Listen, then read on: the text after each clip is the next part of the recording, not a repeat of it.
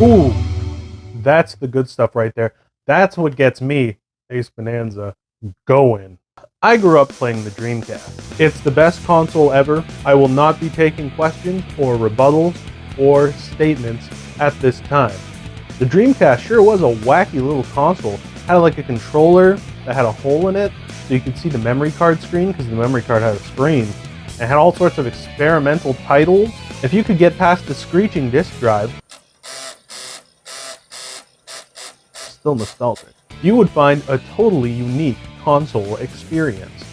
Charming 3D platformers like Sonic Adventure, the funky and colorful Jet Set Radio, then known as Jet Grind Radio. There's a Did You Know? The swashbuckling RPG Skies of Arcadia, the madcap insanity of Choo Choo Rocket. Put the commercial here. Choo choo rocket, ネズミを助けろ。チューチューロケット、猫は怖い。チューチューロケット、ロケットすごい。ズババババー。ザバタクションパズルチューチューロケット2800円安い。Dreamcast! There are so many brilliant games on that console. It makes me XD. It's literally too much quality. And then there's the weird and wonderful stuff. Talking to the scary Fishman and Seaman. You may not think I'm attractive, but your wife will. Playing Mario Party, but somehow more unfair and with Sonic characters? I made a little review on that back in my normal Boots-esque phase, so you can check that out if you want. That's my jam right there, baby. But there's one game that I feel truly defines the Dreamcast. It's one of my favorite games of all time because of its earnestness, revolutionary game design, and ridiculous goofiness. I'm talking about Shenmue. Yes, the Fetch Quest game. I genuinely think it's one of the best games ever made. Now, don't tell Sega about this. Don't tell Sega. I mean it. I burned a copy on a CD, well, on multiple CDs. It's more than one disc. When I was, I don't know, it was in the late 2000s. I wanted to play it so bad, but I couldn't find it, and I couldn't afford it. They didn't have it at EB Games anymore. eBay was expensive, so I mean, I did what I had to do to experience it. Okay. Okay. I was like 12, okay? And I was living off $40 a month from a paper route, and I needed that money to save for my PSP so I could play Dissidia and Birth by Sleep and Crisis Core. I didn't have a PayPal. I couldn't buy it online. I don't need to justify myself to you, but I am. It's very uncomfortable. Give me a break. I bought the HD collection, all right? I did, and I reviewed it N3. So simmer down. Simmer down. So I want to bring you on something of a journey. I want to show you why Shenmue is the most peculiar and endearing masterpiece in the video game industry. Ryo Hazuki is a young man whose father runs a dojo. A scary man named Lan Di shows up and attacks Ryo's father to get a mirror. Why are you laughing? This is serious. This is real.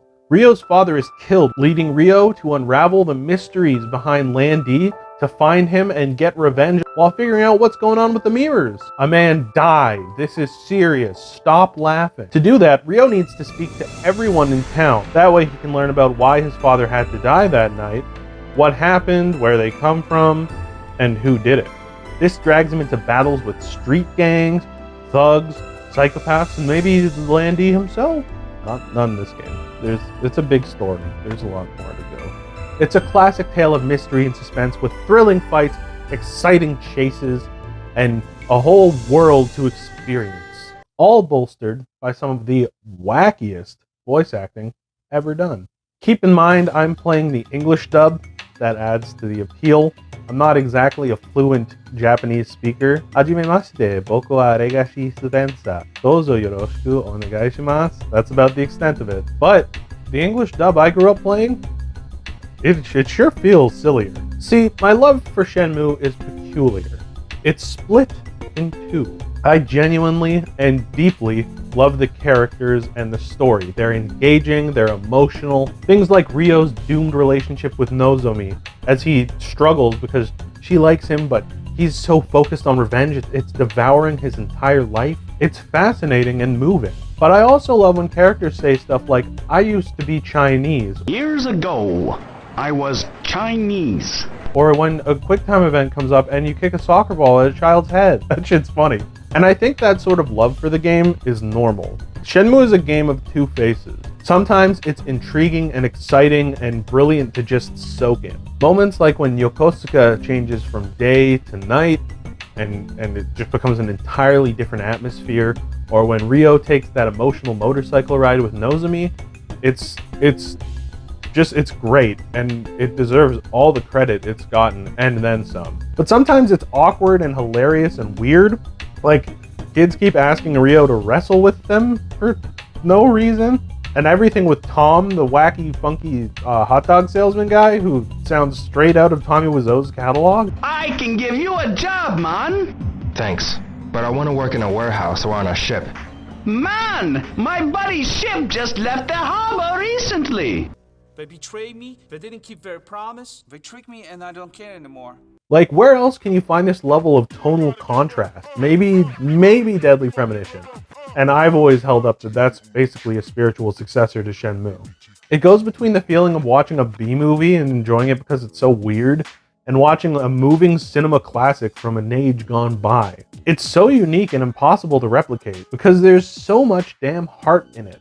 I'm actually deeply invested in Ryo's quest for revenge. He's one of my favorite video game characters, and I think he's honestly just great. Like, in the English dub, he's this blunt and really honest but earnest young man, and he comes off as like a total weirdo, but in a good way. He just misses his dad, and that's relatable. I get that. I would miss my dad if a scary Chiyu Men man showed up and killed him and then fled to Hong Kong. Would I go to Hong Kong to get revenge?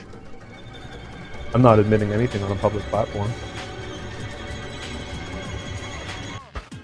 Point is, it's a rather grand story with a simple premise that's accessible to anyone who tries it. If we don't get a Shenmue 4 to further Ryo's story and eventually cap it off, I'm going to be actually upset.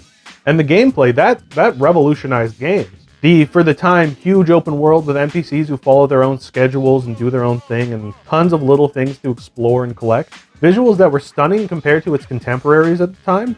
And for better or worse, it played a big part in making QuickTime events a prominent thing, so your mileage may vary on that one. But the revolutionary side of the gameplay isn't what appeals to me as much as just the mundane side of it. What I love is how time passes kind of slowly and you have to wait a lot. You have to wait and explore and look at what to do next and think about it because God knows you've got time.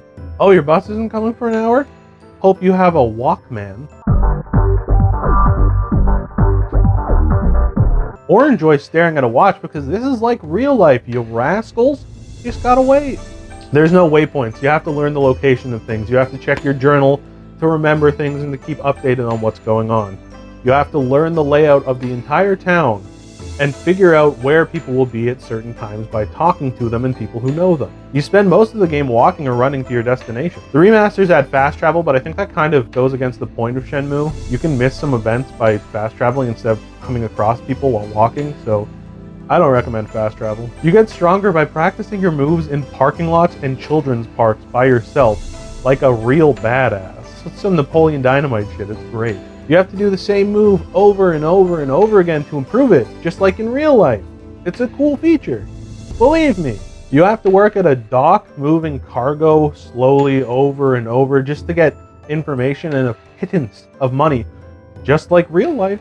You have to ask people around town for information, and a lot of the time they're not super helpful. They're just concerned with their own day-to-day lives. But it conveys their personalities through how they respond. Some of them see Ryo as the little kid who trained at the dojo with his father. Some of them see him as a good, kind-hearted adult who's going down a dark path.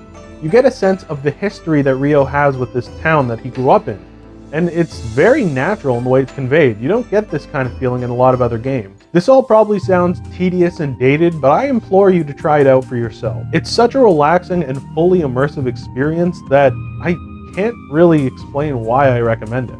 If it clicks for you, it'll really click. It's hard to describe the kind of appeal it has, but it feels good. And truly, I'm saying this all with complete sincerity. I'm not being uppity or seeing myself as above the game and being like, oh, it's so ironically fun. I unironically love everything about this game. The weird empty room sound that every voice recording has. Excuse me. What is it? Nothing. The beautiful, beautiful soundtrack that helps me fall asleep sometimes. The goofy little interactions Rio has with the residents of Yokosuka. Hey, mister! You wanna wrestle? Some other time, okay? It adds a real feeling of peculiar realism and homeliness. It feels like coming home, even though I live in the Arctic tundra of Canada and have never been to Japan. It's nostalgia for a time I wasn't alive for and a place that I've never been. That's hard to pull off. It hits all the same. And there's some objectively good stuff in this game too.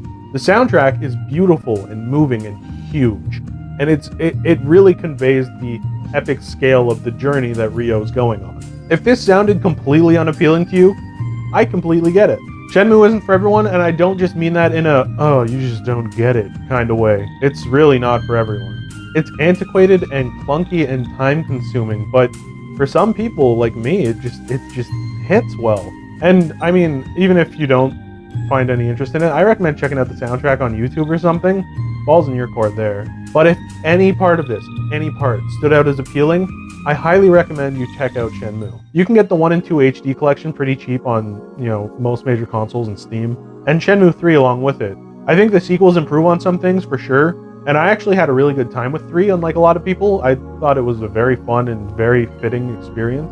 But just start with the first, because there's something about it that just makes me feel happy inside. Something genuine and goofy and earnest, which makes it the weirdest masterpiece ever made. So let's wrap all this up with a neat little bow, because it's almost Christmas, it's the holiday season. The Santa's in this game, here he is. Merry Christmas. Now, I've got to go talk to some sailors, but you can check me out on Twitch as AceBonanza or on Twitter as Spencer_MV. Leave a comment if you've ever played Shenmue and agree with me. Let me know if you think I'm a psychotic weirdo who's too invested in a Dreamcast life sim. Bye!